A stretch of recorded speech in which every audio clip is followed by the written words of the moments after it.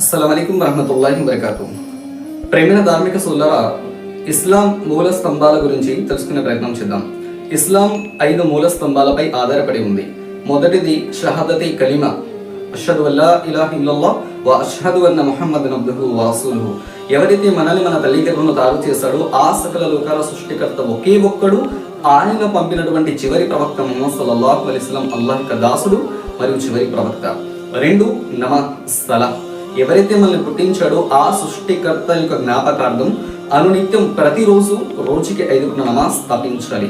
3 జకాత్, ధనవంతుడైన ప్రతి ముస్లిం తన సంపద నుంచి ప్రతి సంవత్సరం 2.5% తీసి పేదవారికి చెల్లించాల్సినటువంటి ట్యాక్స్, ఇస్లామిక్ ట్యాక్స్ ని జకాత్ అని అంటారు.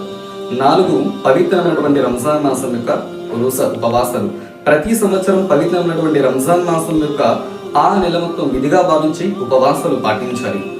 5 హజ్, స్తోమత కలిగిన ప్రతి ముస్లిం కూడా తన జీవితంలో ఒక్కసారి అయినా సరే పవిత్ర క్షేత్రమైనటువంటి కాబా హజ్ యాత్ర చేయాలి. ఇది ప్రతి ముస్లింపై కూడా అల్లాహ్ సుబ్హానహు వ తఆలా ఆదేశించినటువంటి 5 పునాదులు.